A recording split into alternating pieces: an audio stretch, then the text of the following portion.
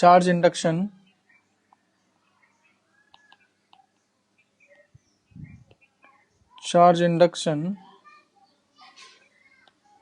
इन metal cavity.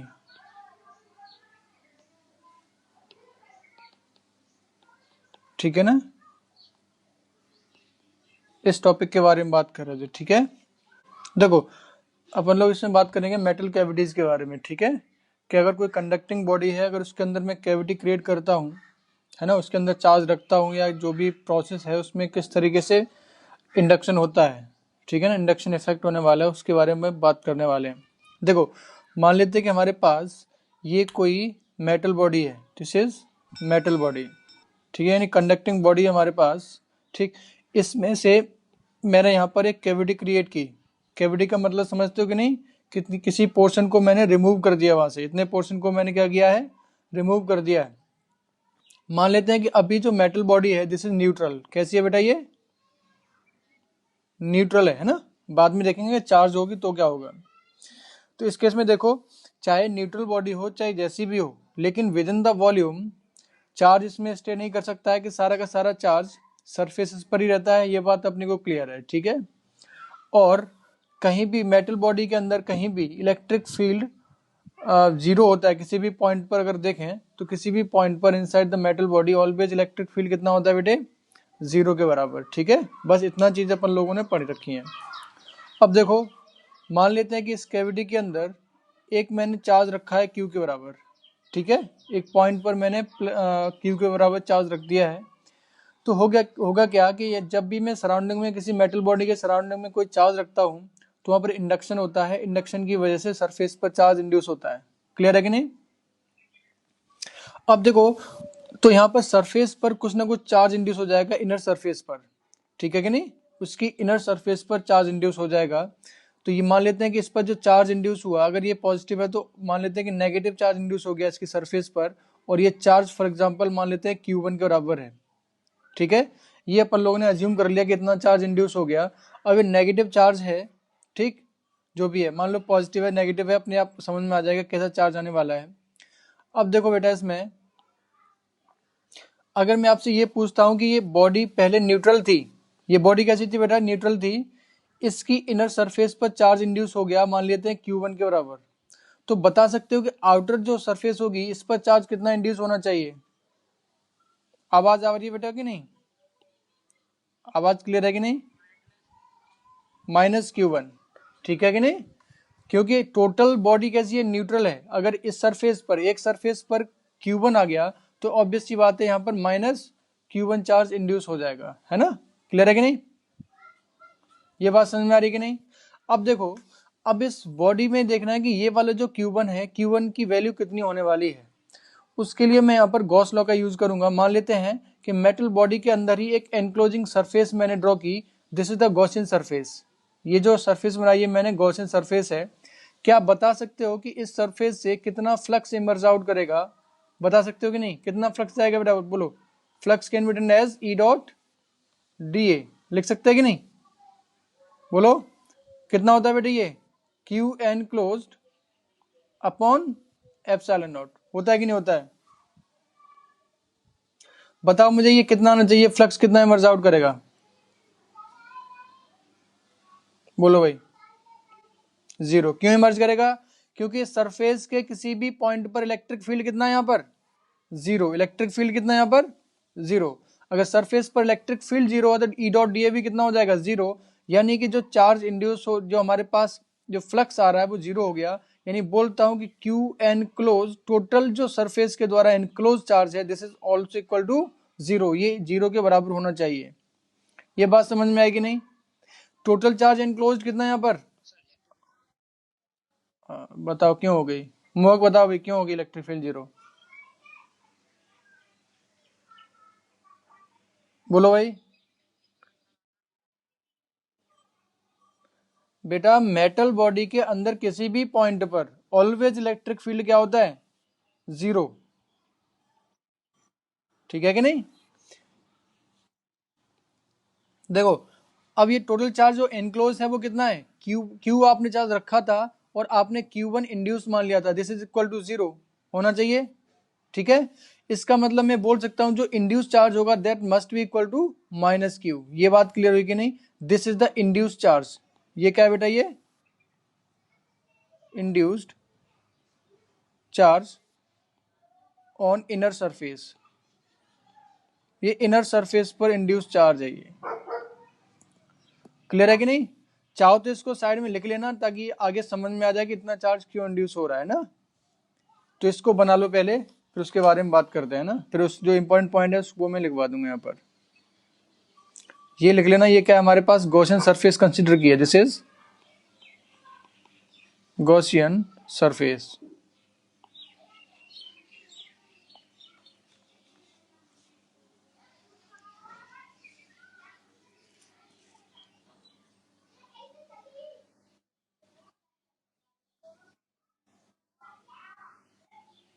कैसी भी ले लो, डजेंट मैटर ना। जैसे बॉडी है, बॉडी में जैसी भी आप गॉसियन सरफेस कंसीडर करोगे ना, अगर surface with in the metal body है ना, तो ऑलवेज फ्लक्स जीरो ही आने वाला है। कोई भी सरफेस ले लो,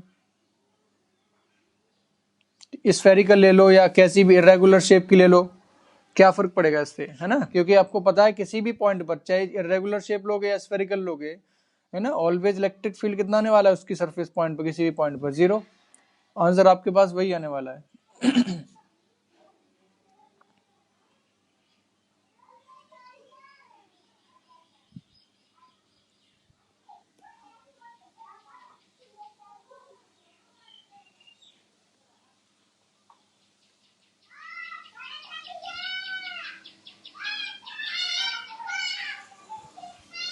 नोट कर लिया बेटा? ये बात समझ में आई कि नहीं? इंडक्शन इंडक्शन कैसे हो रहा है बेटा इसमें? ठीक है, तो इनर सरफेस पर ऑलवेज जो भी कैविटी के अंदर आप चार्ज रखोगे उसके जस्ट अपोजिट नेचर में इक्वल मैग्नीट्यूड में चार्ज इंड्यूस हो जाएगा। क्लियर है कि नहीं?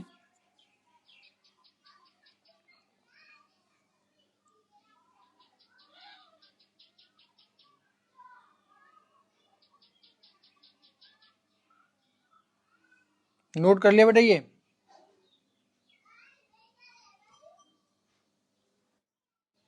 ठीक है, तो चलो इस पॉइंट को लिख लो नीचे।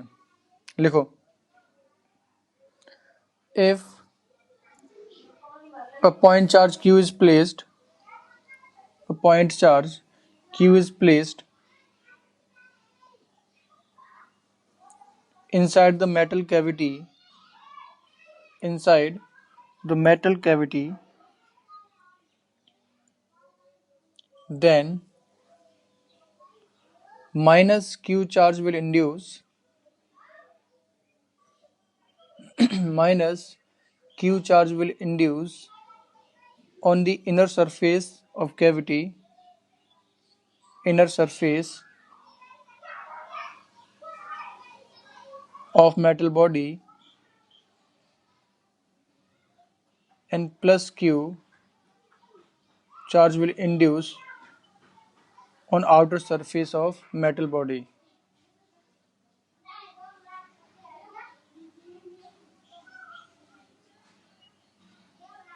नोट हो गया बेटा? ये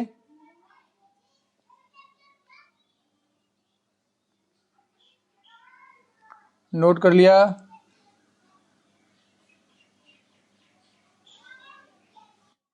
ठीक, अब देखो जैसे कोई भी आपके पास ये मेटल बॉडी है और आपने यहाँ पर एक कैविटी क्रिएट की हुई है, ठीक है। अगर मान लेता हूँ कि यहाँ पर आपने प्लस क्यू चार्ज रखा हुआ है, तो यहाँ पर चार्ज इंड्यूस कैसा हो जाएगा बेटा? नेगेटिव। ठीक है, this is the induce charge negative, और यहाँ पर प्लस क्यू चार्ज यहाँ पर इंड्यूस हो जाएगा। क्लियर है कि नहीं? ये बना लेना इसको। ठीक, मान लेते हैं कि ये सरफेस आपके पास S1 है और ये सरफेस S2 है। ठीक, ये चार्ज आपके पास कितना आ जाएगा यहाँ पर? माइनस क्यू, और ये चार्ज आ जाएगा आपके पास प्लस क्यू।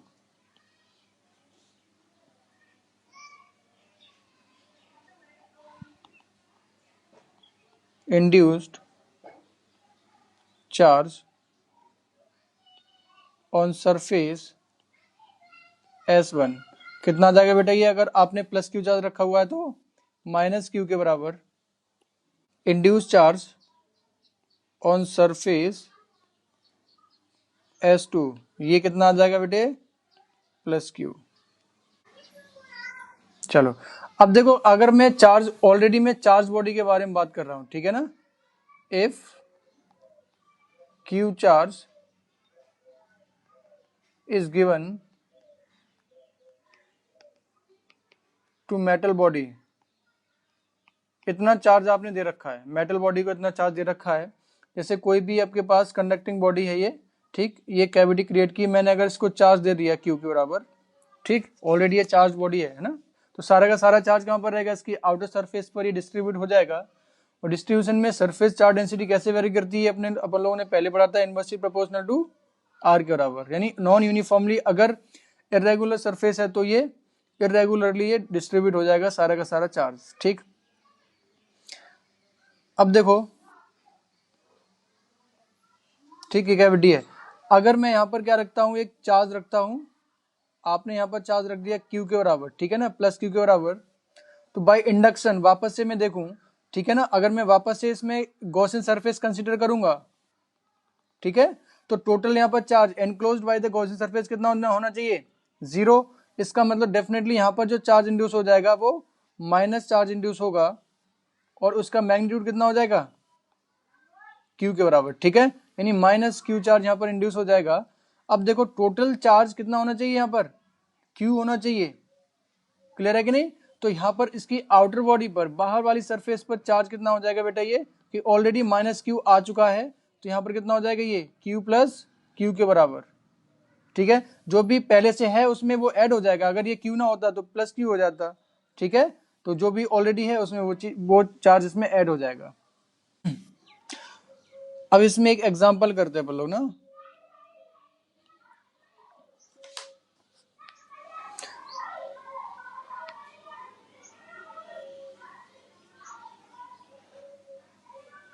देखो मैं कुछ कंडक्टर्स दे रहा हूँ, ठीक है ना, कुछ बॉडीज दे रहा हूँ यहाँ पर, आपको सिर्फ बताना है कि चार्ज कितना कितना कैसे कैसे यूनिफॉर्मली या नॉन यूनिफॉर्मली डिस्ट्रीब्यूट होने वाला है, उसके बारे में बात करेंगे, ठीक है।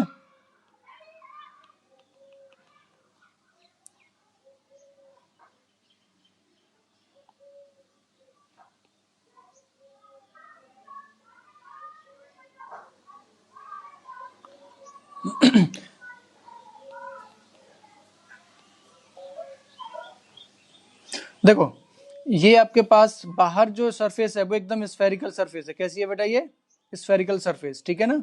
लेकिन जो कैविटी क्रिएट की है that is irregular in shape, ये कैविटी इरेगुलर शेप की है, ठीक। ऑलरेडी अपने आपने इस पर चार्ज क्यू दे रखा है, ठीक। और अगर इसके यहाँ पर आप एक चार्ज रख देते हो, यहाँ पर कोई चार्ज प्लस क्यू के बराबर, ठीक, मान लेते हैं कि ये सरफेस आपके पास S1 है, ये सरफेस S2 है, तो आपको बताना है सरफेस S1 पर और S2 पर, ठीक है, सरफेस S1 पर और सरफेस S2 पर चार्ज कैसा कैसा आएगा, कितना कितना आने वाला है, ठीक है। यूनिफॉर्मली चार्ज डिस्ट्रीब्यूट हो गया, नॉन यूनिफॉर्मली। ध्यान दो बेटा इसमें, देखो अगर मान लो कि फॉर एग्जांपल ये इनसाइड जो कैविटी मैंने क्रिएट की है, ठीक है, अगर ये यूनिफॉर्म होती और आप इसके चार्ज सेंटर पर रखते, तो देखो हर एक पोजीशन, कोई सरफेस का कोई भी पॉइंट उठा के देखो, है ना, एकदम सिमेट्रिक है with respect to the charge. जो कैविटी के अंदर आपने चार्ज रखा है एकदम सिमेट्रिक है, तो एक जो चार्ज आने वाला है वो यूनिफॉर्मली डिस्ट्रीब्यूटेड होगा। और अगर यही सरफेस इरेगुलर हुई, ठीक है, तो उस केस में चार्ज जो इंड्यूस होगा वो इरेगुलरली यहाँ पर डिस्ट्रीब्यूट होने वाला है, क्लियरली, ठीक है कि नहीं। लेकिन आउटर सरफेस का जो चार्ज आने वाला है वो डिपेंड करेगा कि उसकी सरफेस कैसी है, कि ये नॉन यूनिफॉर्म है या फिर यूनिफॉर्म है, क्योंकि आउटर सरफेस पर, क्योंकि इसमें जो अंदर चार्ज है इसका इफेक्ट बाहर तो जाएगा नहीं, क्योंकि इलेक्ट्रिक फील्ड यहाँ पर कहीं भी कितना है, 0, कोई भी इलेक्ट्रिक फील्ड बाहर नहीं जाएंगे, तो इसके डिस्ट्रीब्यूशन को ये अल्टर नहीं कर पाएगा, ठीक है। तो बाहर मान लो कि चार्ज आपने क्यू दे रखा है, मैंने बताया था कि ये डिस्ट्रीब्यूट किस तरीके से होगा, inversely proportional to sigma, inversely proportional to R. अगर आर सब जगह सेम है इसका मतलब यूनिफॉर्म डिस्ट्रीब्यूशन होगा, और अगर आउटर सरफेस नॉन यूनिफॉर्म है तो नॉन यूनिफॉर्मली डिस्ट्रीब्यूट हो जाएगा, ठीक। तो देखो इस वाले केस में सरफेस S1 पर जो चार्ज इंड्यूस होगा वो कितना चार्ज इंड्यूस हो जाएगा, बोलो, आपने प्लस क्यू चार्ज रखा हुआ है तो बोलो, माइनस क्यू। यूनिफॉर्मली डिस्ट्रीब्यूशन होगा, नॉन यूनिफॉर्मली, नॉन यूनिफॉर्मली, ठीक है।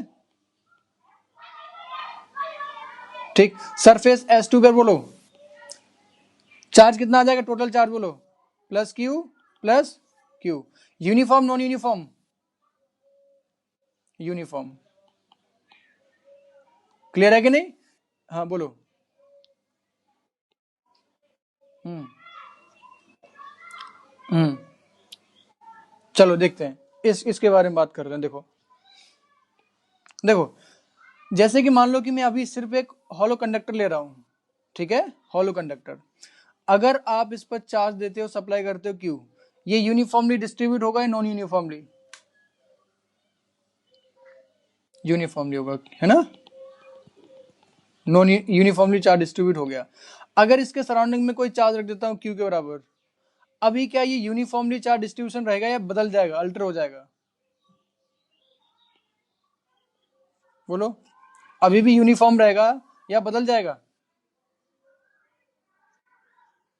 नहीं रहेगा, क्योंकि जैसे ही आपने चार्ज रखा बाहर, इसका इलेक्ट्रिक फील्ड आएगा, ये चार्ज को रिपेल करेगा, ठीक है।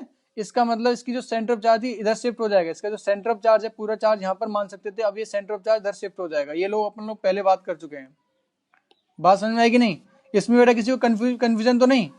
यानी कि अगर आपने एक स्फीयर कंसीडर किया हुआ है, अगर वहां पर कोई इलेक्ट्रिक लाइन ऑफ फोर्सेस हैं, इलेक्ट्रिक फील्ड लाइंस हैं, इलेक्ट्रिक फील्ड के अंदर रखेंगे तो जो यूनिफॉर्म डिस्ट्रीब्यूशन है वो अल्टर हो जाएगा, है ना। किसकी वजह से? ये जो इलेक्ट्रिक फील्ड बाहर से आ रही है इसकी वजह से, इनकी वजह से यहाँ पर ये इसका डिस्ट्रीब्यूशन बदल जाएगा, ठीक है। ये बात समझ में आ रही कि नहीं? और अगर ये फील्ड हटा दूं, किसी तरीके से यहाँ पर नलीफाई कर दूं इस फील्ड को, तो वापस से कैसा हो जाएगा, ये यूनिफॉर्म हो जाएगा। बाय एनी मीन मैं कैसे करूं कि यहाँ फील्ड को हटा दूं, क्योंकि ये जो बदल रहा है, अल्टर हो रहा है, वो किसकी वजह से हो रहा है, ये इलेक्ट्रिक फील्ड की वजह से। बात समझ में आ रहा है कि नहीं? जो एक्सटर्नल इलेक्ट्रिक फील्ड है उसकी वजह से अल्टर हो रहा है। अब ध्यान दो इसमें देखो, अब मैंने क्या किया यहाँ पर कि आपने एक सरफेस की ली, वापस से स्फेरिकल सरफेस है, यहाँ पर आपने चार्ज रखा क्यू के बराबर, ठीक है। ये आपने इरेगुलर सरफेस जैसी भी ले रखी है, ठीक है। आपने देखा कि यहाँ पर चार्ज आ गया माइनस क्यू और यहाँ पर इंड्यूस हो गया प्लस क्यू के बराबर। क्लियर है कि नहीं? अब देखना है कि ये किस तरीके से डिस्ट्रीब्यूट होगा। अब मुझे बताओ कि इस पर यहाँ पर कोई भी इलेक्ट्रिक फील्ड, यहाँ पर देखो सराउंडिंग में सिर्फ यही चार्ज रखा हुआ है ना, ये वाला चार्ज, इसके अलावा कोई चार्ज है क्या सराउंडिंग में? बोलो, जो इसके डिस्ट्रीब्यूशन को अल्टर कर सके वो चार्ज बस यही तो है, और कहीं तो है नहीं। अब देखो इसका इलेक्ट्रिकल इफेक्ट यानी इलेक्ट्रिक फील्ड लाइन क्या है, बाहर तक जाएंगे क्या?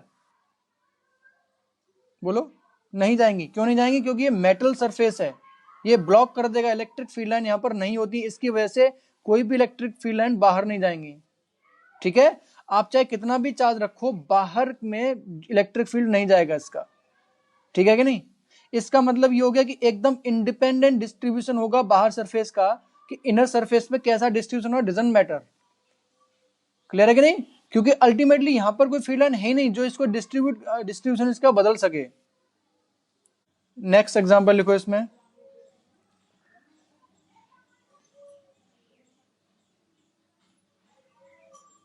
ठीक है।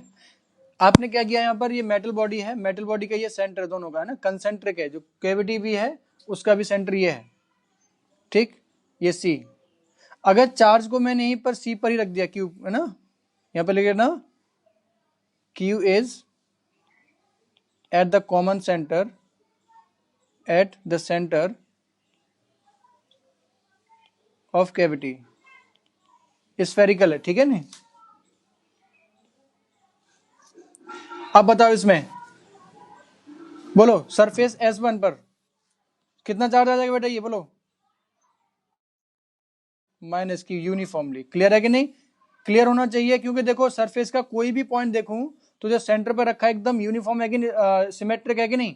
इसका मतलब सिमेट्रिकली यहाँ पर चार्ज इंड्यूस होगा, तो यहाँ पर चार्ज तो माइनस क्यू आएगा, लेकिन ये कैसा होगा बेटा, ये यूनिफॉर्म। क्लियर है कि नहीं? बाहर सरफेस पर बोलो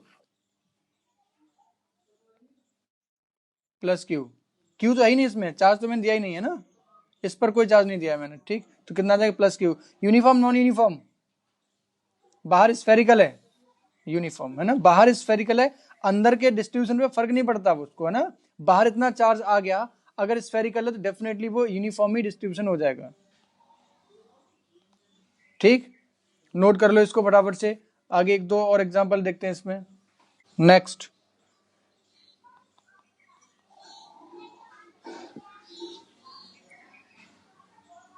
वापस से स्फेरिकल है, इसका ये सेंटर सी है, ठीक है, लेकिन चार्ज हम लोग यहां पर रखते हैं, this is the charge Q, ठीक है।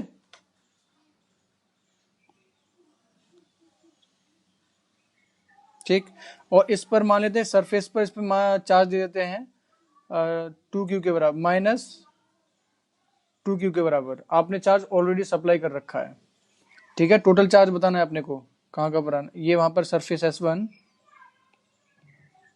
S1 और सरफेस S2। चलो बताओ सरफेस S1 पर चार्ज कितना आ जाएगा, यूनिफॉर्म नॉन यूनिफॉर्म, यूनिफॉर्म। देखो अभी मैंने क्या लिखा, ये कैविटी है, स्फेरिकल कैविटी है, इसका सेंटर ये है, अगर सेंटर पे मैं चार्ज रखता हूं तो देखो चार्ज की जो पोजीशन है सरफेस के किसी भी पॉइंट के रेस्पेक्ट में एकदम आइडेंटिकल है तो यूनिफॉर्म होगा। मैंने चार्ज को यहां पर रखा हुआ है, इस वाले पॉइंट पर रखा हुआ है, ठीक है, दिख रहा है कि नहीं, यहाँ क्या ये नॉन यूनिफॉर्म नहीं हो जाएगा अभी डिस्ट्रीब्यूशन, ठीक है ना, तो ये कैसा रहेगा बेटा, ये non uniform.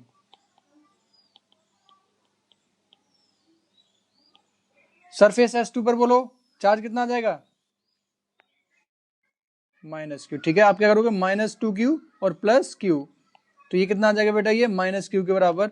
Uniform non uniform, uniform.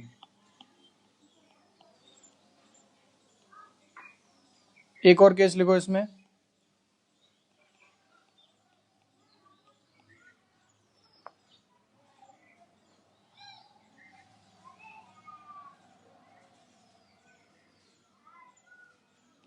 Charge को इसी सेंटर पर रखते हैं, ठीक है,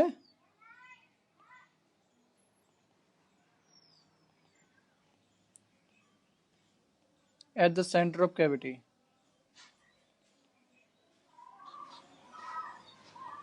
बोलो सरफेस S1 पर, इस पर -Q लिख लो ना, -Q रख दो, ठीक है। अब बताओ सरफेस S1 पर बोलो +Q, यूनिफॉर्म, ठीक है, क्योंकि इसको कहां पर रखा है आपने, सेंटर पर। S2 पर बोलो,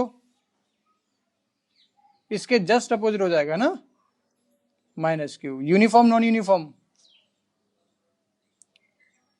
नॉन यूनिफॉर्म, क्योंकि जो सरफेस है आउटर सरफेस वो कैसी है, इरेगुलर है, ठीक है ना, इरेगुलर है तो डिस्ट्रीब्यूशन भी कैसा रहेगा इसका, इरेगुलर, नॉन यूनिफॉर्म। नोट कर लो बेटे।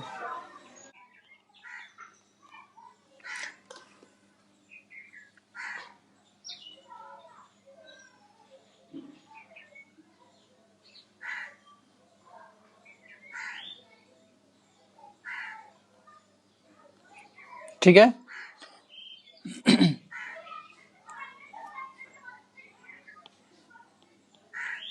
थ्री कंसेंट्रिक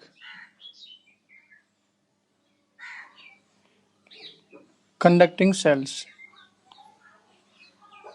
ठीक है, ये हमारे पास कंडक्टिंग सेल्स हैं। लिखो इनकी रेडियस अपने को पता है, ठीक है, ले लेना, यहाँ पर एग्जांपल लिखो इसको।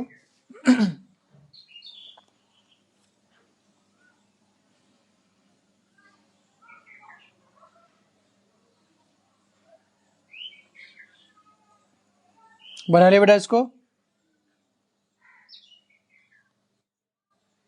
लिखो three concentric shell of radius, three concentric shells of radius R, 2R, 3R, R, 2R, 3R are supplied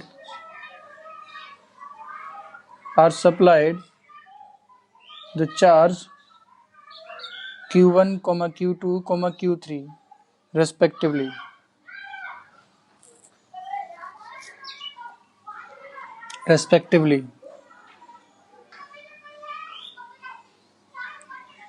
Find the charge on each surface.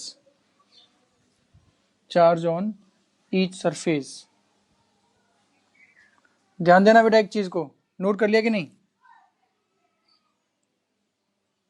देखो ध्यान रखना, मैं जब सरफेस की बात कर रहा हूं, जैसे आपके पास कोई भी एक कंडक्टिंग शेल है, ठीक है। कंडक्टिंग शेल का मतलब यह है कि इसकी दो सरफेस होगी, एक इनर सरफेस एक आउटर सरफेस, तो दोनों पर अलग अलग तरीके से चार्ज हो जाएगी। इस पर कितना चार्ज होगा और इस पर कितना चार्ज होगा, ध्यान रखना, ठीक है। मैं थिकनेस को यहाँ पर शो नहीं किया है, ध्यान रखना। शेल का मतलब क्या है, यहाँ पर अंदर से हॉलो है ना, तो उसकी दो सरफेस होंगी, इस पर भी चार्ज होगा और इस पर भी चार्ज होगा, उसके बारे में बात करनी है ना। हर एक सरफेस पर कितना कितना चार्ज आ जाएगा। अंदर कोई भी चार्ज नहीं है, बस सेल्स को सप्लाई कर रखा है Q1 Q2 एंड Q3 के बराबर। बताओ फटाफट से, हो गया?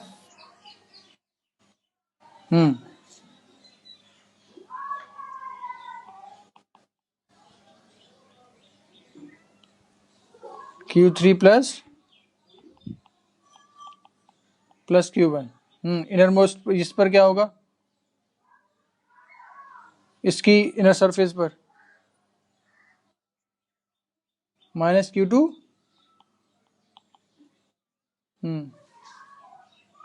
और इस पर Q2 प्लस Q1। इस पर बोलो माइनस Q1। इस पर बोलो Q1। इस पर बोलो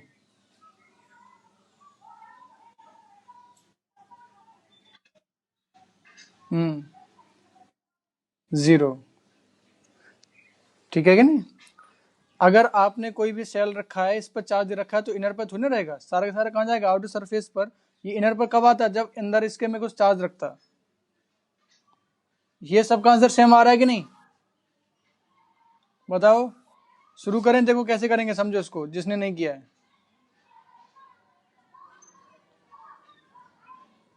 देखो आपने इसको चार्ज कितना दे रखा है, Q1, इसको चार्ज Q2, इसको चार्ज Q3। अब डिस्ट्रीब्यूशन समझो इसमें, यहाँ पर इलेक्ट्रोस्टैटिक इंडक्शन होगा, तो ये पहली वाली सरफेस पर सारा का सारा चार्ज अपर सरफेस पर जाएगा, तो कितना हो जाएगा बेटा, सारा का सारा चार्ज Q1, ये डिस्ट्रीब्यूट हो जाएगा इसके ऊपर।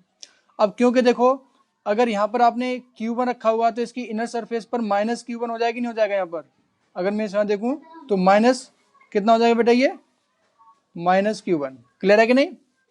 अब टोटल चार्ज यहाँ पर Q2 है, तो बाहर वाली सरफेस पर कितना हो जाएगा, प्लस चार्ज हो जाएगा ये, ठीक। और कितना हो जाएगा ये, Q2 प्लस Q1 के बराबर। ये बात समझ में आ रही कि नहीं,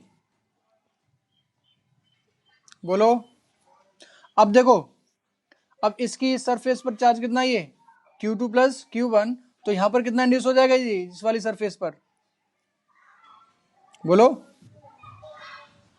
माइनस Q2, ये हो जाएगा Q1 प्लस Q2, ठीक है ना, माइनस यहां पर आ जाएगा चार्ज इस तरीके से, ठीक। और अपर सरफेस, ठीक है, अपर सरफेस पर कितना हो जाएगा बेटा, Q1 plus Q2 plus Q3। इसमें किसी को तकलीफ तो नहीं है, बताओ।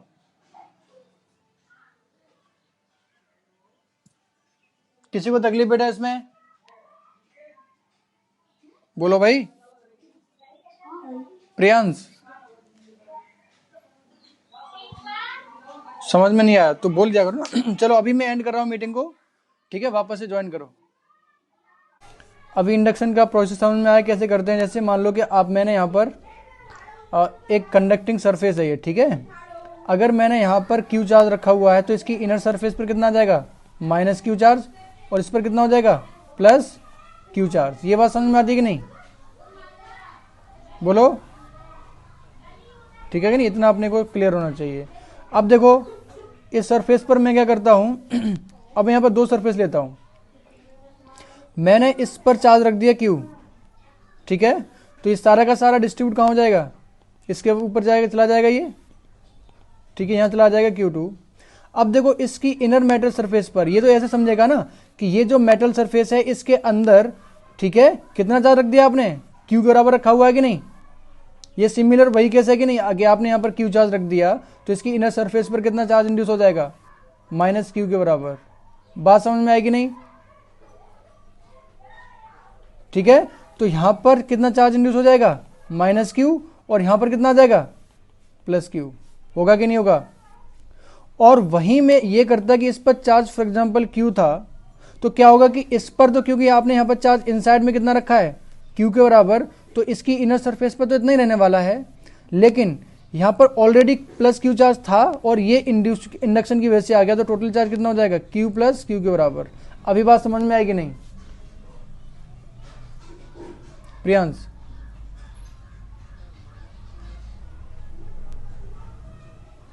देखो मैंने क्या बताया कि जब भी इंडक्शन होता है बेटा, तो उसमें टोटल चार्ज कंजर्व होता है।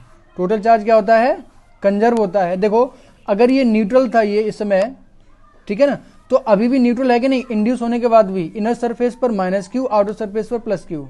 अभी चार्ज कितना है, 0। क्लियर है कि नहीं, अभी चार्ज कितना है, अभी भी 0 के बराबर। अगर मैं इस पर चार्ज क्यू ऑलरेडी देता हूं, वो सारा का सारा चार्ज ऑलवेज जो चार्ज आप दोगे वो आउटर सरफेस पर ही होगा, ठीक है। वो कहां पर होगा बेटा, ये आउटर सरफेस पर।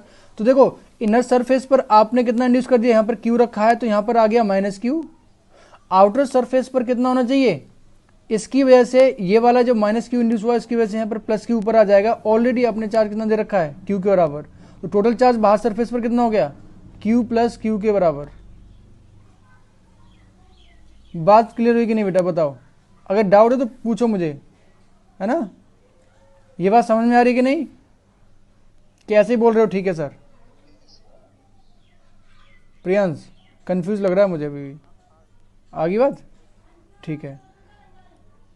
चलो देखो अब उसी वाले क्वेश्चन पर आते हैं। देखो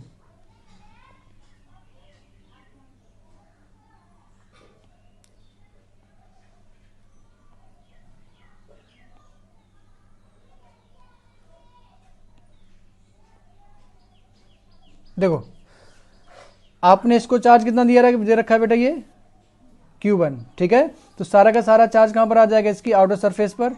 अब देखो इस सेल की बात कर रहा हूं मैं, इस सेल की, सेकंड वाले सेल की, ठीक है। ये भी कंडक्टिंग सेल है। अब देखो इसके अंदर चार्ज कितना रखा हुआ है, Q1 रखा हुआ है कि नहीं प्रियांश। अगर Q1 चार्ज रखा हुआ है तो इसकी इनर सरफेस पर कितना चार्ज इंड्यूस हो जाएगा, जितना चार्ज अंदर रखा हुआ है, तो माइनस क्यू चार्ज यहां पर आ जाएगा, ठीक। तो अपर सरफेस पर इसकी इंडक्शन की वजह से कितना आ जाएगा, minus Q, sorry plus Q हो जाएगी, नहीं हो जाएगा, प्लस Q1। और ऑलरेडी आपने चार्ज कितना दे रखा है इस पर, Q2। तो कितना हो जाएगा बेटा टोटल चार्ज में, प्लस Q2। बात समझ में आएगी नहीं। अब थर्ड सरफेस के बारे में देखो। थर्ड सरफेस में देखो टोटल चार्ज कितना है अंदर, Q1 प्लस Q2 ही तो है टोटल चार्ज। समझ में आ रहा है कि नहीं। अगर थर्ड सेल की बात करूं तो इसके अंदर कितना चार्ज रखा है, Q1 प्लस Q2। तो इसकी इनर सरफेस पर कितना आ जाएगा बेटा, माइनस Q1 प्लस Q2 के बराबर। तो इस इंडक्शन की वजह से यहां पर कितना आ जाएगा, Q1 प्लस Q2, और ऑलरेडी इस पर चार्ज कितना था, Q3। तो इतना चार्ज हो जाएगा। ये बात समझ में आएगी नहीं, अभी बेटा किसी को डाउट। यस सर, आ गई। लोकेंदर कुछ बोलना चाह रहे हो, चलो लिखो नेक्स्ट एग्जांपल, लिखो इसी में नेक्स्ट एग्जांपल लिखो। From previous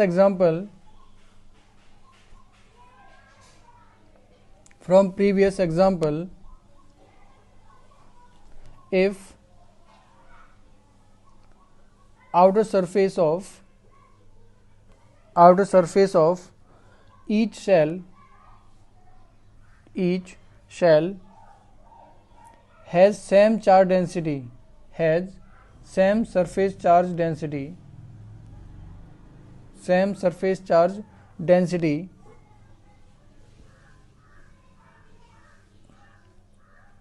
then find the ratio of Q1, Q2 and Q3। Q1 is to Q2 is to Q3, ये अपने को बताना है।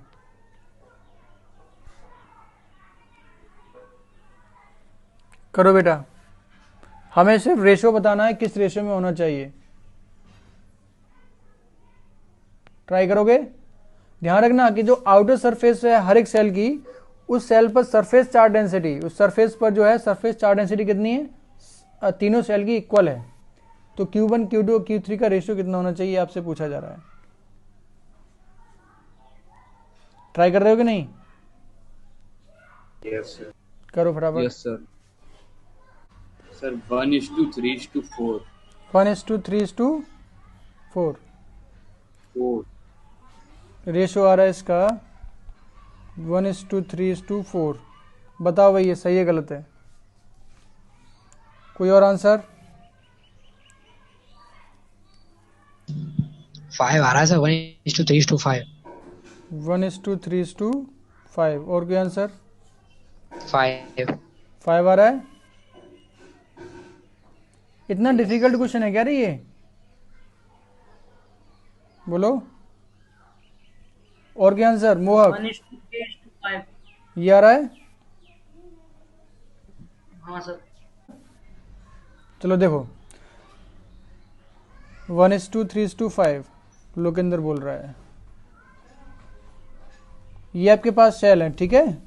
अब देखो डायरेक्टली मैं आउटर सरफेस पर चार्ज लिख रहा हूँ क्योंकि आउटर सरफेस की बात की गई है। तो इस पर चार्ज कितना है बेटा? Q1 के बराबर। और यहाँ पर चार्ज कितना है? Q1 plus Q2। और यहाँ पर चार्ज कितना है बेटा? Q1 plus Q2 plus Q3। ध्यान रखना कि सरफेस पर सर की हर एक की जो सरफेस चार्ज डेंसिटी कितनी है? सिग्मा के बराबर। यहाँ भी सिग्मा, यहाँ भी सिग्मा और यहाँ भी सिग्मा। क्लियर है कि नहीं? ठीक। तो in terms of sigma Q1 को आप क्या लिख सकते हो? बोलो। Q1 can be written as कितना हो जाएगा बेटा? ये 4 pi into R square into sigma लिख सकते हैं कि नहीं? बताओ। Total charge can be written as 4 pi R square into sigma लिख सकते हैं बेटा? अरे बोलो भाई। इसकी रेडियस कितनी है? R1 ही तो है, ये R के बराबर है। इसकी रेडियस कितनी है? 2R के बराबर। इसकी रेडियस 3R के बराबर। अब देखो इस दूसरे वाले सरफेस पर कितना चार्ज है? यहाँ पर Q1 प्लस Q2। तो इन टर्म्स ऑफ सिग्मा क्या लिख सकता हूं मैं? Q1 plus Q2 can be written as 4 pi R की वैल्यू कितनी हो जाएगी यहाँ पर? 2R के बराबर।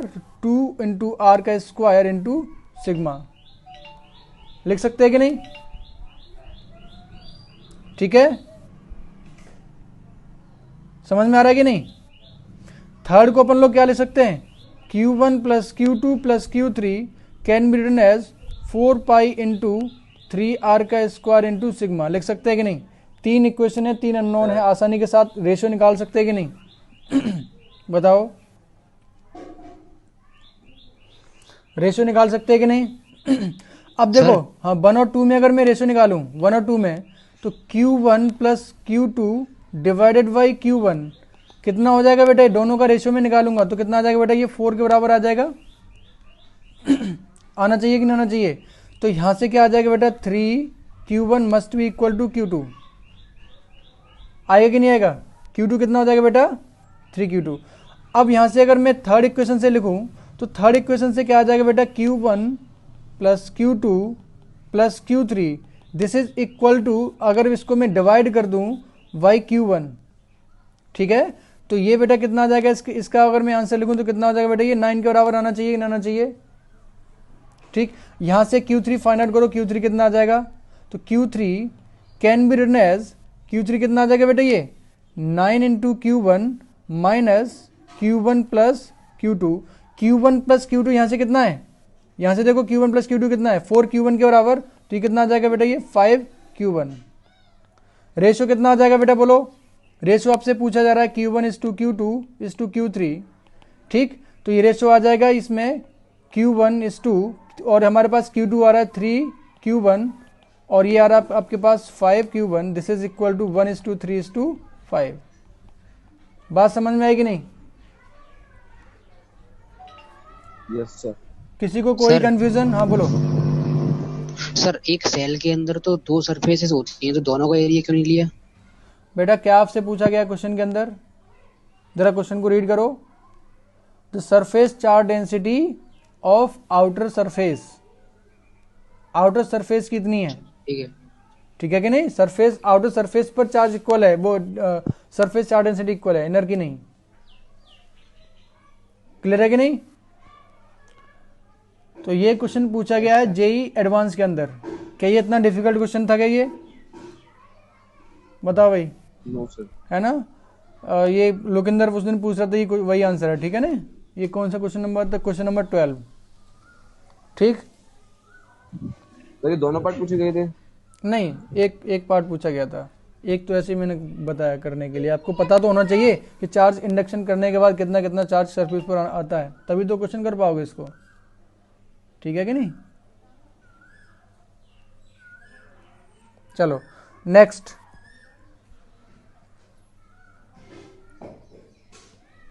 नेक्स्ट लिखो बेटा, शेयरिंग ऑफ चार्ज।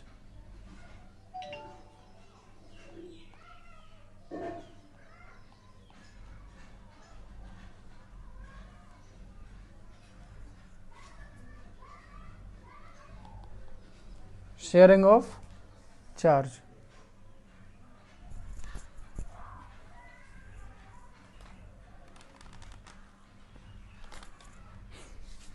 नोट कर लिया बेटा ये हेडिंग। Yes sir. चलो देखो, अब इसमें देखने वाले हैं कि मान लेते हैं हमारे पास दो स्फीयर हैं। ठीक है ना? दो स्फीयर हैं, बहुत लार्ज स्पेस पर हैं ये, लार्ज डिस्टेंस पर हैं ये। ठीक है ना? इफ दे आर कनेक्टेड, मान लेते हैं कि इस पर चार्ज आपने कुछ दे रखा है, इस पर चार्ज दे रखा है। फॉर एग्जांपल इस पर Q1 आ गया, इस पर Q2 आ गया, चार्ज दे रखा है आपने। अब इसको हम लोग एक कंडक्टिंग वायर से कनेक्ट करते हैं। जैसे इसमें स्विच ऑन करूंगा तो स्विच ऑन करने के बाद क्या होगा? चार्ज फ्लो करेगा, है ना? एक सरफेस से, एक स्फीयर से दूसरे सरफेस पर चार्ज फ्लो करेगा। ठीक है ना? और फ्लो करने का क्राइटेरिया क्या होता है बेटा? किधर से किधर चार्ज फ्लो करना चाहिए? High to low potential. High potential to low potential. और ये चार्ज फ्लो कब तक चलता रहेगा? ये जब तक कि जब तक पोटेंशियल इक्वल हो जाए। इक्वल पोटेंशियल ना हो जाए। क्लियर है कि नहीं?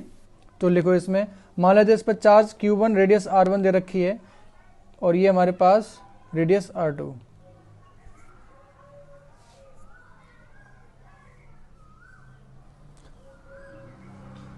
let two conducting spheres of radius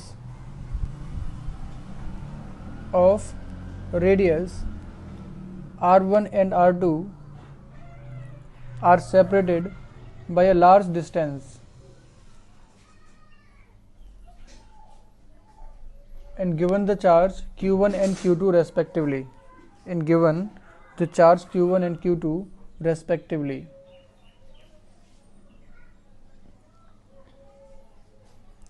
If they are connected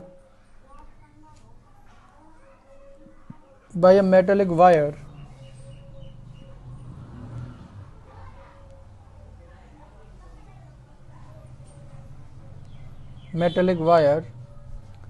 then the charge will flow from the sphere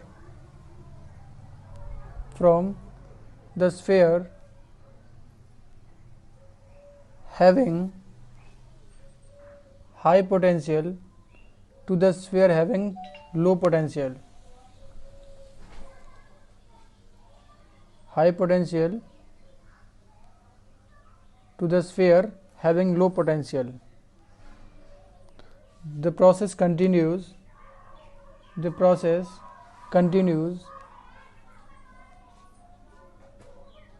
till the potential of both spheres becomes equal.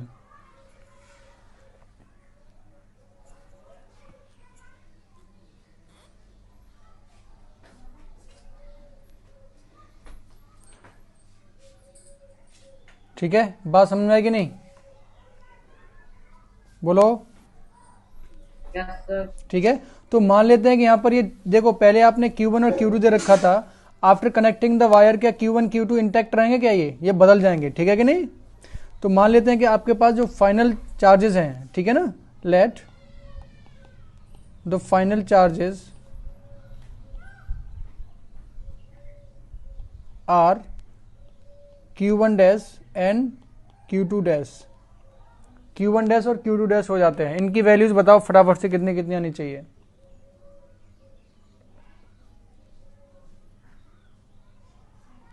क्या sir?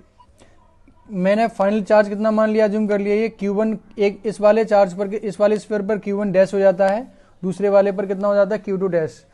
तो ये कितना कितना चार्ज होने वाला है, ये फाइनली कितना कितना चार्ज आएगा इस पर, है ना। इनिशियली कितना था, Q1 और Q2 था, क्या फाइनल भी Q1 Q2 रहेगा क्या? अब ये बदल जाएगा, वो बदला हुआ चार्ज मुझे चाहिए, कितना आना चाहिए, फटाफट से करो। बस क्राइटेरिया क्या होना चाहिए, क्राइटेरिया क्या होना चाहिए कि दोनों का पोटेंशियल इक्वल कर देना है बस, है ना। इस टाइप के क्वेश्चन पहले भी कर चुके हैं अपन लोग उसमें सीट के अंदर।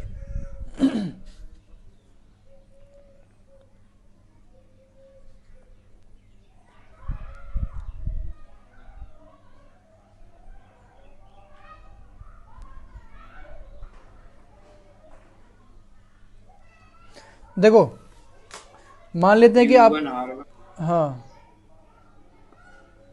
Q1 R1 plus Q2 R1 upon R1 plus Q1 dash. ये कितना आ रहा है बेटा, Q1 R1 Q2 R1 Q2 R1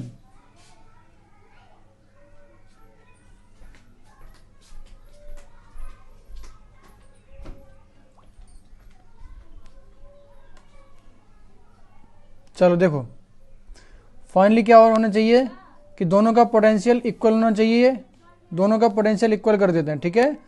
देखो फर्स्ट का अपने को चार्ज कितना माना है आपने, फाइनली इस पर, इसकी रेडियस आपने R1 ली है, इस पर चार्ज कितना हो गया बेटा Q1 डैश, और इसकी रेडियस R2 और इस पर चार्ज Q2 डैश। तो इसका जो पोटेंशियल आएगा V1 can be written as K into Q1 dash upon R1, और इसका पोटेंशियल हो जाएगा ये K Q2 dash upon R2। Finally क्या होना चाहिए बेटा, ये V1 must be equal to V2, दोनों के इक्वेट करूंगा तो क्या आ जाएगा बेटा, ये Q1 dash upon R1 must be equal to Q2 dash upon R2। Clear है कि नहीं। K से K कैंसिल हो जाएगा, तो यहाँ से रिलेशन क्या मिलेगा, Q1 dash upon R1 is equal to Q2 dash upon R2। This means कि चार्ज, फाइनली जो चार्ज आने वाला है, यहाँ से एक इक्वेशन ये मिल रही है कि नहीं, यहाँ से अपने को इक्वेशन नंबर 1, यहाँ से एक इंपॉर्टेंट रिलेशन क्या आ रहा है कि चार्ज जो फाइनली आने वाला है, the charge is directly proportional to radius, यानी जिसकी ज़्यादा रेडियस होगी उस पर चार्ज उतना ही ज़्यादा आ जाएगा, ठीक है ना। इंपॉर्टेंट रिलेशन है ये चीज़, क्लियर है कि नहीं, ये बात समझ में आ रही कि नहीं, कि चार्ज किस तरीके से आने वाला है, इसमें रेडियस के प्रोपोर्शनल हो जाएगा, जिसकी रेडियस ज़्यादा उस पर चार्ज उतना ही ज़्यादा आ जाएगा, ठीक। तो यहां पर एक पॉइंट लिख लो,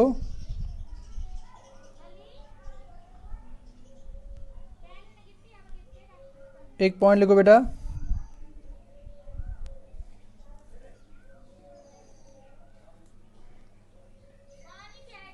Q1 डैश आ रहा है कितना, R1 into Q1 plus Q2, कुछ आया था ऐसे कुछ। चलो पहले तो अभी ये पॉइंट लिख लो ना, इंपॉर्टेंट चीज लिखो।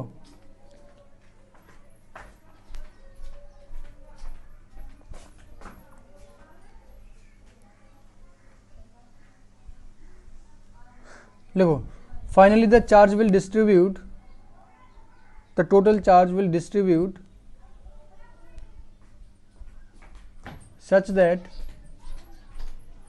the charge on sphere is proportional to the radius of sphere, is proportional to radius of sphere।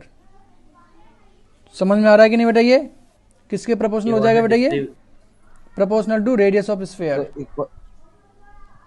Unit के बाद बोल दिए सर एक बार। The total charge will distribute such that the charge will proportional to the radius of sphere। इसका मतलब क्या है कि जिसकी रेडियस ज़्यादा होगी, जिसकी रेडियस ज़्यादा होगी उस पर ज़्यादा चार्ज आ जाएगा। जो भी टोटल चार्ज है, यानी टोटल चार्ज कितना है Q1 प्लस Q2, ये आपस में रीडिस्ट्रीब्यूट होगा, है ना। और डिस्ट्रीब्यूशन कुछ तरीके से होना चाहिए कि जिस पर रेडियस ज़्यादा है, जिसकी रेडियस ज़्यादा है उस पर उतना ही चार्ज ज़्यादा आ जाएगा।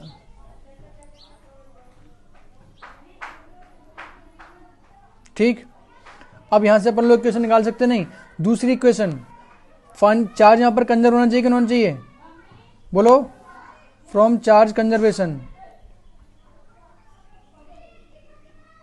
चार्ज कंजर्वेशन क्या बोल रहे हैं यहाँ पर कि कहीं भी जो भी टोटल चार्ज है क्या वो बदल जाएगा, ये बोलो, यानी Q1 dash plus Q2 dash must be equal to Q1 plus Q2 होना चाहिए बेटा ये।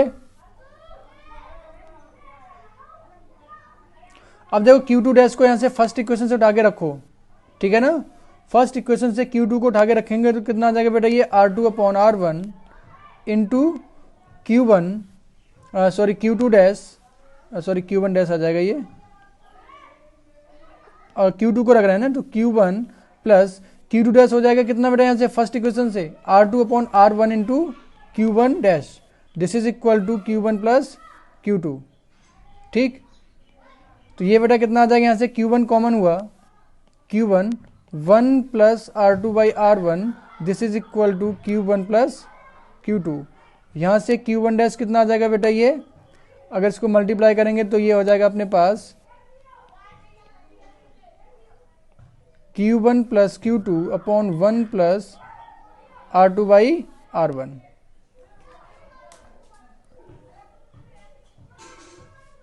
इतना आ रहा है कि नहीं बेटा, ये बोलो। Yes sir. Yes sir.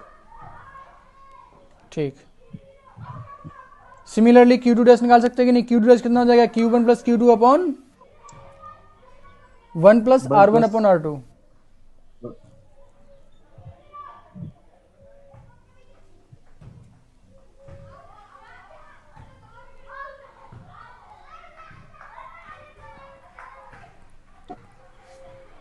हो गया बेटा। देखो जिस प्रोपोर्शनलिटी में है, अब देखो प्रोपोर्शनलिटी से कैसे चार्ज निकालेंगे, प्रोपोर्शनलिटी से देखो, देखो टोटल चार्ज कितना है, Q1 प्लस Q2 चार्ज है कि नहीं। अब ये डिस्ट्रीब्यूट होगा between these two, R1 and R2, ठीक है। इनका रेशो R1:R2 है, तो ये इस पर जो चार्ज आने वाला है वो भी R1:R2 के रेशो में आने वाला है, ठीक है। तो टोटल चार्ज मैं इसको कैसे लिख सकता हूँ, Q1 को लिखने का तरीका जैसे ऐसे समझो, तो एक अगर Q1 डैश लिखने वाला हूँ तो टोटल चार्ज डिस्ट्रीब्यूट करने वाले हैं Q1 Q2 अपॉन, अभी प्रोपोर्शनल टू है R1, है ना, तो कितना हो जाएगा, ये R1 upon R1 plus R2, इस तरीके से डिस्ट्रीब्यूट हो जाएगा ये। तो ये मल्टीप्लाई क्या हो जाएगा बेटा, ये R1 upon R1 plus R2 के बराबर। प्रोपोर्शनल किसका है, ये R1 का है कि नहीं। और सिमिलरली Q2 को अगर मैं लिखूँ प्रोपोर्शनलिटी से तो Q1 प्लस Q2, ठीक, इनटू अब R2 के प्रोपोर्शनल तो R2 upon R1 plus R2, इस तरीके से इसमें लिख सकते हैं डायरेक्टली। जैसे मान लो कि अगर रेडियस इनकी 3:5 में है, 3:5 में है, टोटल चार्ज मान लो कि 100 माइक्रोकूलम है। अब ये डिस्ट्रीब्यूशन किस में होगा, ये डिस्ट्रीब्यूशन इसी रेशो में होने वाला है, ये 3:5 में, तो इसको 3:5 में डिवाइड कर सकते हो कि नहीं, बोलो भाई, किसी चार्ज को 3:5 में डिवाइड कर सकते हो कि नहीं। Yes sir. ठीक है, डिवाइड करने का क्या तरीका है, बोलो। ये तो तुम लोग को आता ही होगा किस तरीके से रेशो में डिवाइड करते हैं। तो 100 का अगर मैं 3 वाला देखूं तो 100 माइक्रोकूलम इंटू 3 अपॉन टोटल कितना हो जाएगा, 8 के बराबर। तो यहाँ पर क्या ये वही है कि नहीं, रेशो वाला फॉलो किया कि नहीं। इनमें जो Q1 Q2 है यहाँ पे R1:R2 के रेशो में डिस्ट्रीब्यूट हो रहा है, ठीक है। तो डिस्ट्रीब्यूशन देख लो कितना हो जाएगा बेटा, ये Q1 plus Q2 into R1 upon R1 plus R2। बात समझ में आएगी नहीं,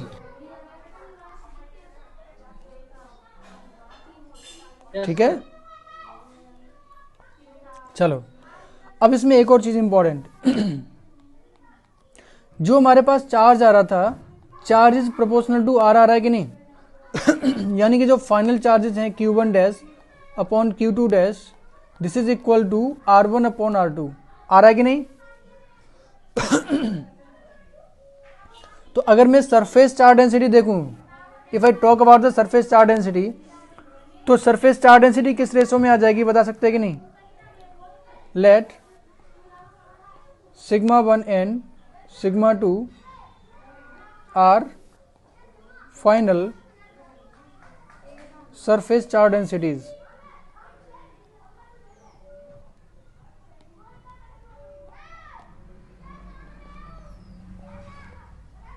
चार डेंसिटीज। तो सिग्मा 1 और सिग्मा 2 का रेशियो क्या होने वाला है, बता सकते हो कि नहीं?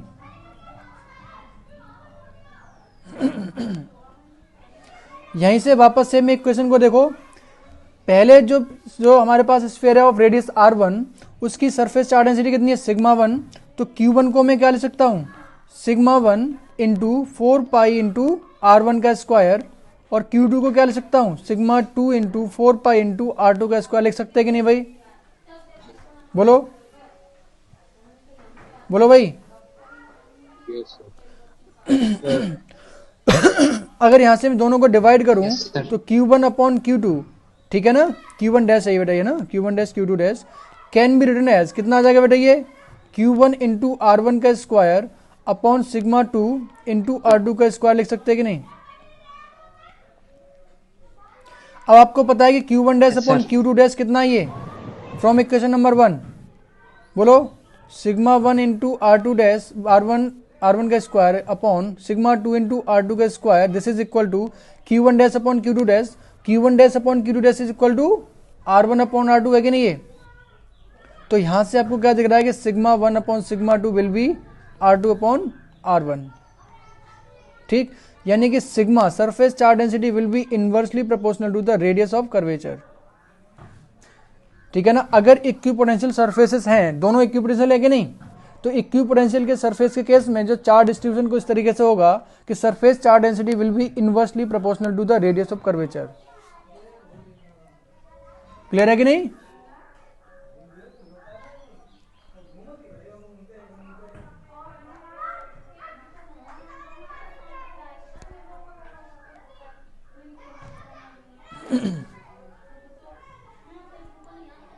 ये इंपॉर्टेंट लेसन है ये वाला भी, ठीक है। अपने को पता होना चाहिए कि सरफेस चार्ज डेंसिटी क्या होती है जब इक्विपोटेंशियल दो सरफेसेस हैं with different radius of curvature, तो उसके केस में सिग्मा क्या होता है, इनवर्सली प्रोपोर्शनल टू आर, जो सबसे पहले अपन लोगों ने बात की थी।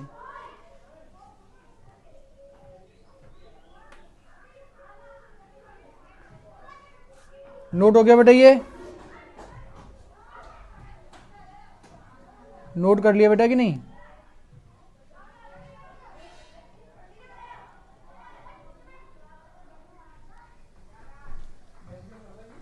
हो गया सर। हो गया। इसमें किसी को कंफ्यूजन, देखो ये स्टैंडर्ड रिजल्ट नहीं है, अपने को पता होना चाहिए कि इक्विपोटेंशियल सरफेस है तो चार्ज का डिस्ट्रीब्यूशन कैसा होता है, this is proportional to R, जिसकी रेडियस यानी उसी रेशो में ये डिस्ट्रीब्यूट, जिसकी रेडियस है, रेडियस का जो रेशो है उसी रेशो में चार्ज डिस्ट्रीब्यूट हो जाता है। क्लियर है कि नहीं? और अगर मैं सरफेस चार्ज डेंसिटी की बात करूं, this is inversely proportional to radius.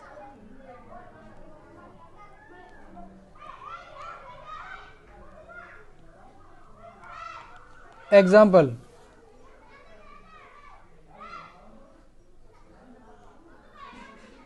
ठीक है ना।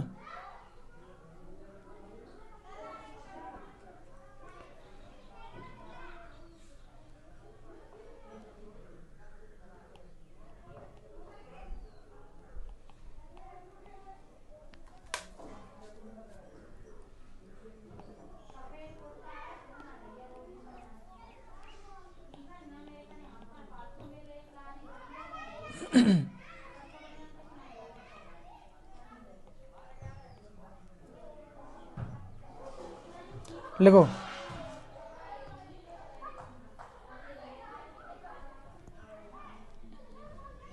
find the final charges on the spheres. Find the final charges on the sphere.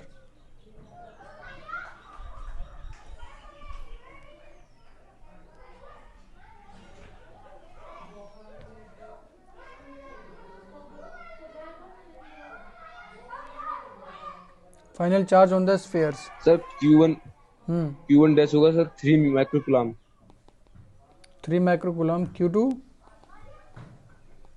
9 और सर Q2 का 9 माइक्रोकूलम। Yes sir. सिंपल है कि रेडियस के प्रोपोर्शनल आ जाएगा, ठीक है कि नहीं। जो रेडियस का रेशो है उसी रेशो में डिस्ट्रीब्यूट होगा, यानी कि जो Q1 Q2 का रेशो होगा वो भी 1:3 में आएगा। अब टोटल चार्ज कितना है बेटा, ये Q टोटल पता है आपने को कि नहीं, 20 - 8 यानी कितना बेटा ये 12 microcoulomb. This charge will distribute proportional to the radius. ये बात समझ में आ रही कि नहीं बेटा, किसी को तकलीफ तो नहीं इसमें? तो सिंपली Q1 को मैं क्या लिखूंगा बोलो, R1 radius upon R1 plus R2 into total charge, लिख सकते हैं कि नहीं? उसी रेशो में, रेडियस के प्रोपोर्शनलिटी में इसको डिवाइड कर देना है बस, ठीक है। तो कितना आ जाएगा बेटा ये बोलो, 1/4 इंटू 12, कितना आ जाएगा बेटा ये 3 माइक्रो कूलम्स। अब 3 माइक्रो कूलम इस पर आ गया तो Q2 कितना हो जाएगा टोटल चार्ज। अब यहां से बार बार ये करने की जरूरत नहीं है, टोटल चार्ज जो भी चार्ज था उसमें से Q1 हटा दो, जो बचा हुआ चार्ज कहां पर आ जाएगा, Q2 पर, ठीक है कि नहीं? दूसरे वाले स्फीयर पर आ जाएगा, वो कितना हो जाएगा बेटा 9 माइक्रो कूलम्स। किसी को तकलीफ बेटा इसमें? No sir. चलो नोट कर लिया बेटा, इसने नहीं किया वो।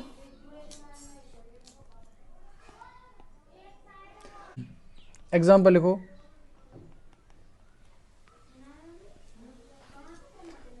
देखो आज थोड़ा सा टाइम थोड़ा ओवर हो सकता है, ठीक है कि नहीं? आज इसको फिनिश करने वाले हैं, इसलिए एग्जाम्पल लिखो।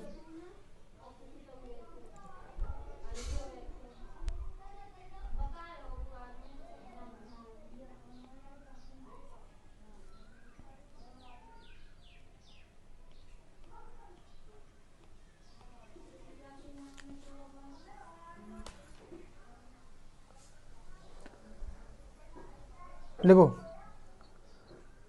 टू कंसेंट्रिक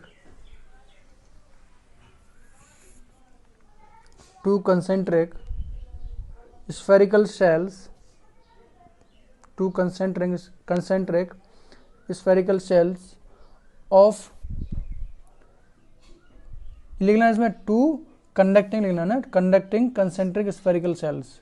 कंडक्टिंग की बात करें पर लोग, conducting concentric spherical cells of radius R1 and R2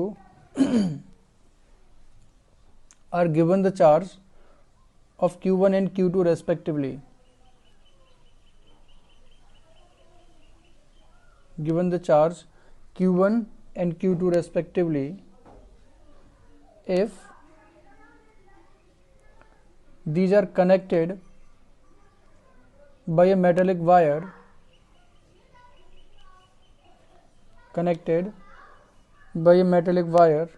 then find the final charge on these spheres. Find the final charge on spheres. Try करो बेटा। देखो अगर दोनों को मैं कनेक्ट करूंगा, ठीक है कि नहीं? कनेक्ट करने का मतलब सिंपल क्या हो गया, चार्ज तब तक फ्लो करता रहेगा जब तक कि बोलो दोनों का पोटेंशियल इक्वल ना हो जाए। ये बात समझ में आ रही कि नहीं? सर आउटर सरफेस पर तो इसमें इंडक्शन भी तो होगा सर। क्या हो गया? इंडक्शन हो जाएगा कि इंडक्शन में चार्ज बदल जाएगा क्या? इंडक्शन प्रोसेस में चार्ज थोड़ा ना बदलता है, चार्ज तो इंटेक्ट रहता है ना। हाँ बोलो। आउटर सरफेस पर sir Q1 plus Q2, total charge था आउटर, टोटल मिला कितना है ना इस पर, स्फीयर पर Q1 plus Q2, Q1 plus Q2, इस पर यहाँ पे 0। 0।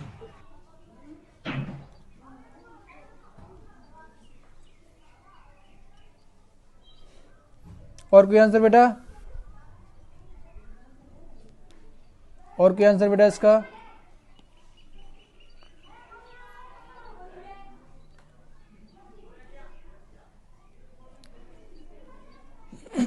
इसके अलावा कोई आंसर बेटे बोलो। सर वही जो स्फीयर्स के केस में होता है। वही जो स्फीयर के केस में क्या होता है, रेडियस के प्रोपोर्शनलिटी में आएगा। यस हैं? अच्छा और कोई? वो कंसेंट्रिक नहीं थे ना, लार्ज डिस्टेंस पर थे। ये लार्ज डिस्टेंस का मतलब है कि एक की वजह से दूसरे पर पोटेंशियल नहीं आएगा ना, यहाँ पर एक की वजह से दूसरे पर पोटेंशियल आएगा। अब जैसे मान लो कि इस पर जो भी चार्ज होगा Q चार्ज, इसकी वजह से इस पर भी तो पोटेंशियल आएगा। पहले लार्ज था, इसका मतलब क्या था, एक दूसरा का जो भी चार्ज इस पर था मान लो Q, तो इसका इफेक्ट यहाँ पर मैं नहीं देख रहा था। क्यों नहीं देख रहा था? क्योंकि लार्ज डिस्टेंस से सेपरेटेड थे दोनों। यहाँ पर ऐसा नहीं है, यहाँ पर क्या है बेटा, ये कंसेंट्रिक है, एक का दूसरे पर इफेक्ट आएगा। शुरू करें? तो मान टाइम हो गया, चलो देखो इस एग्जांपल के अंदर क्या था, दो कंसेंट्रिक सेल हैं, ठीक है कि नहीं, इस तरीके से।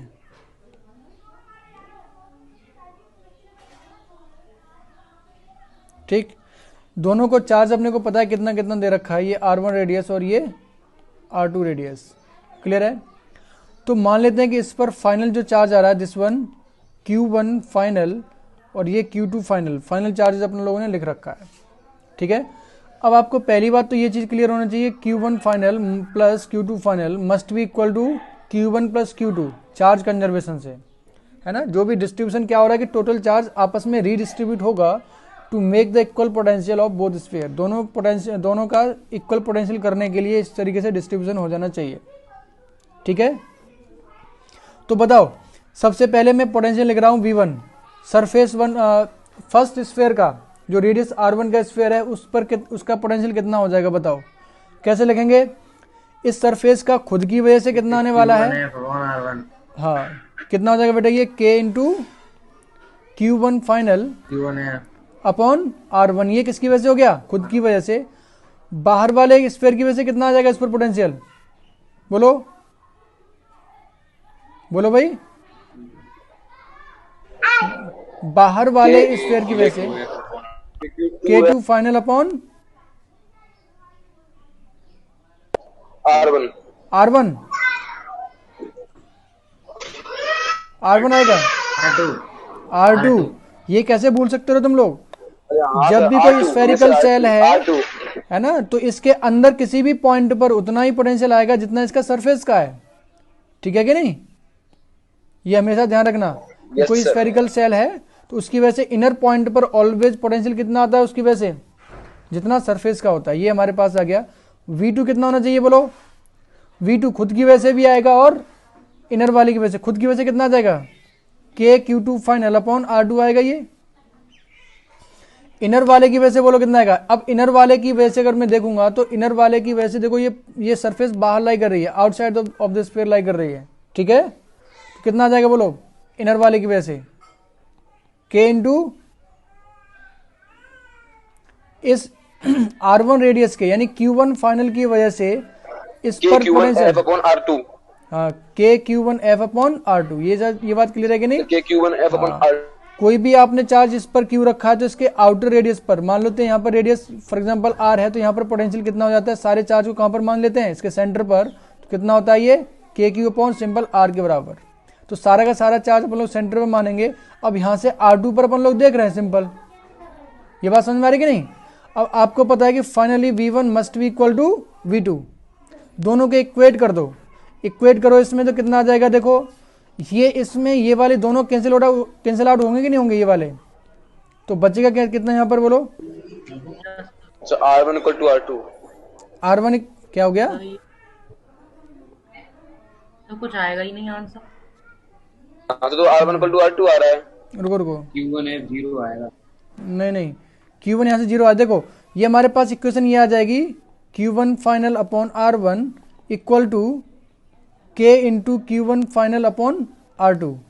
इसको इधर लेकर के आ जाओ इसमें। ठीक है, तो इसको मैं निकाल सकता हूँ। इसको देखो Q1 फाइनल आ गया इसमें और बाकी इसमें कांस्टेंट है। ठीक है, एक में आ जाएगा K upon R1 minus K upon R2 this is equal to 0। ये आ रहा है कि नहीं आ रहा? बोलो भाई, कॉमन ले लिया। अब देखो ये दो चीजों का मल्टीप्लीकेशन, ये हमारे पास 0 है क्या? ये वाली टर्म 0 बोल सकता हूँ क्या? R1 R2 डिफरेंट है, डेफिनेटली ये 0 नहीं हो सकता। इसका मतलब Q1 क्या होना चाहिए? 0। यानी कि जो भी इसमें डिस्ट्रीब्यूशन होगा उसमें क्या होगा कि सारा का सारा चार्ज वो कहां पर फ्लो कर जाएगा? आउटर सरफेस पर फ्लो कर जाएगा। ठीक है कि नहीं? यानी Q1 फाइनल 0 हो जाएगा, सारा का सारा चार्ज आउटर सरफेस पर चला जाएगा और इसमें Q2 फाइनल कितना हो जाएगा बेटा? ये टोटल चार्ज के बराबर हो जाएगा। ठीक, यानी Q2 final will be Q1 plus Q2। क्योंकि आपको पता है Q1 final plus Q2 final equal to Q1 plus Q2, ये तो आपके पास कितना हो गया 0, तो Q2 फाइनल कितना हो जाएगा Q1 प्लस Q2।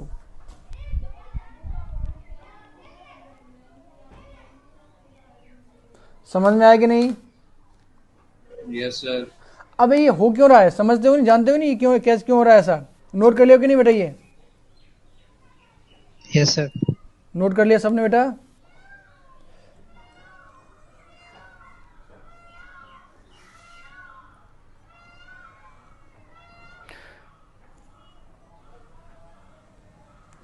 चलो देखो, अब ये ऐसा क्यों हो रहा है उसको समझो बेटा।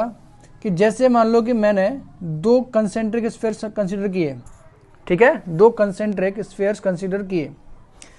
अगर मैंने बाहर वाले स्फीयर पर Q चार्ज सप्लाई किया, ठीक है, तो इसका भी अगर पोटेंशियल देखूं तो V सरफेस के बराबर आएगा, और इसका भी पोटेंशियल देखूं तो V सरफेस के बराबर आएगा।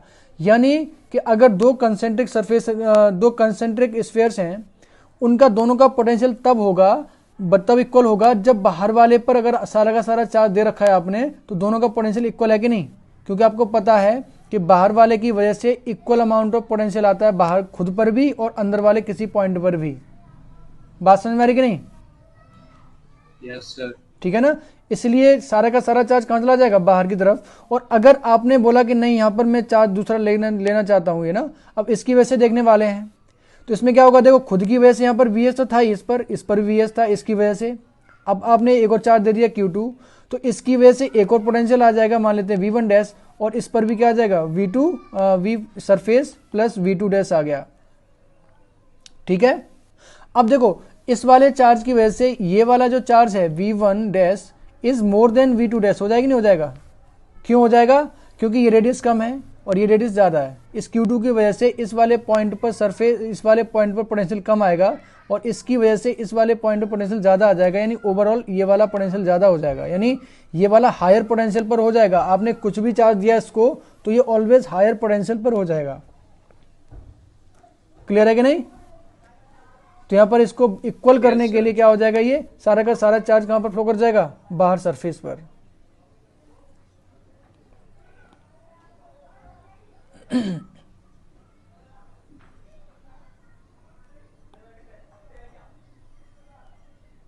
एक एग्जांपल और लिखो।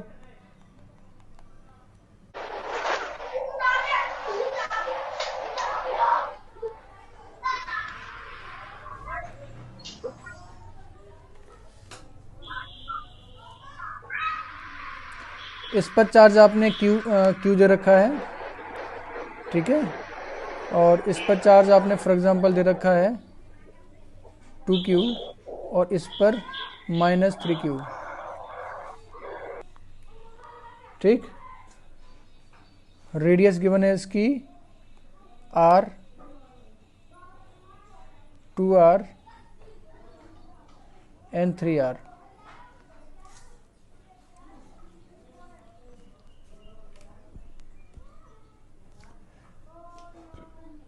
लिखो question.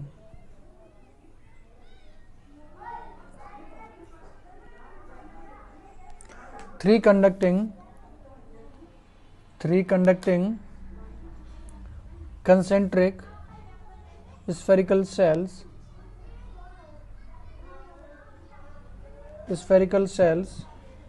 of radius R, 2R and 3R, radius R, 2R and 3R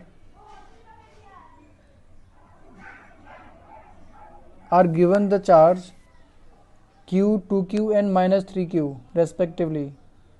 Q, 2Q and -3Q respectively. If innermost and outermost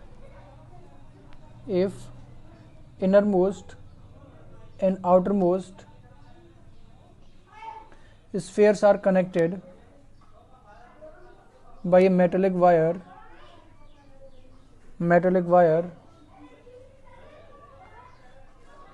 then find the final charge on spheres.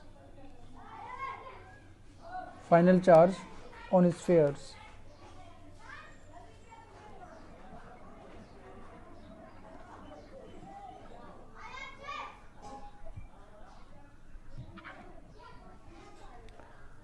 इसको करना है तुम लोगों को होमवर्क में, ठीक है कि नहीं? कर पाओगे नहीं कर पाओगे? सिंपल पोटेंशियल बराबर करना है, अज्यूम कर लेना जितना भी अज्यूम करना है, ठीक है? ध्यान रखना कि जब मैं 1 को 3 से कनेक्ट कर रहा हूं ये चार्ज इंटैक्ट रहेगा, ये आपस में रीडिस्ट्रीब्यूट नहीं होगा, ध्यान रखना, ठीक है कि नहीं? टोटल चार्ज 1 और 3 का शेयर होने वाला है, यानी टोटल चार्ज 1 और 3 का कितना है? -2q चार्ज है ना। ये चार्ज आपस में शेयर होगा 1 पर और 3 पर, ठीक, to make the equal potential of both. कर पाओगे कि नहीं बेटा ये? बोलो भाई। Yes sir. ठीक है, यस सर। तो ऐसा ही एक और क्वेश्चन लिख लो, वो भी होमवर्क में करना है अपने को, ठीक? एक और एग्जांपल लिख लो।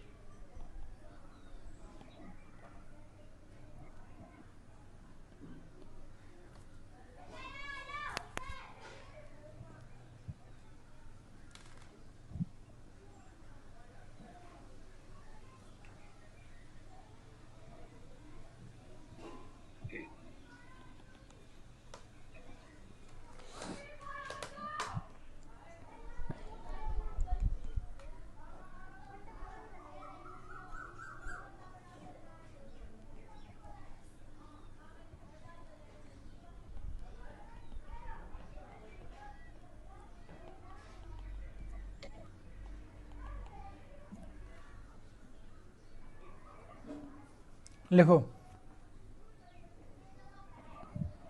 बना लिया बेटा इसको? Yes sir. देखो, इफ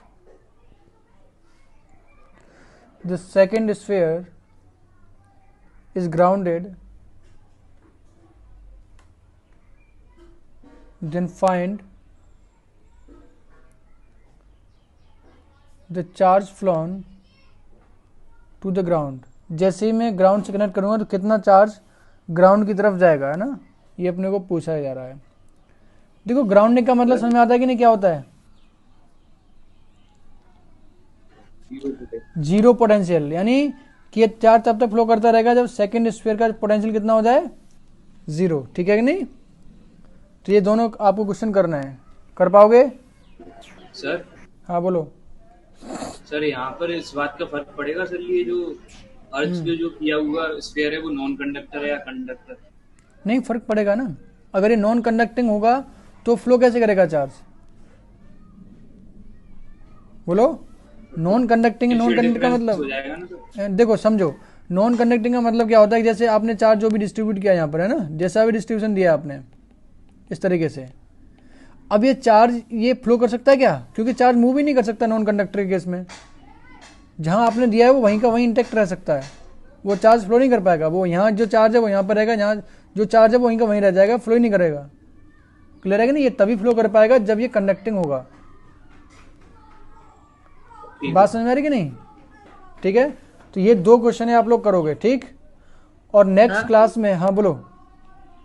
सर बाकी दोनों स्फीयर्स के पोटेंशियल को 0 नहीं होना होगा? क्यों कर क्या देंगे? बाहर वाले पोटेंशियल के बारे में बात ही नहीं करनी आपको। यहाँ से बस एक हिंट मिल रही है कि सेकंड पोटेंशियल का जो सेकंड स्फीयर है उसका पोटेंशियल 0 है, दैट्स इट। अब सेकंड का पोटेंशियल लिखने का तरीका क्या है कि इनर मोस्ट की वजह से भी आएगा, खुद की वजह से भी आएगा, आउटर मोस्ट की वजह से भी आएगा, लेकिन दोनों का, तीनों का पोटेंशियल मिलाकर कितना हो जाए? 0 कर देना है अपने को।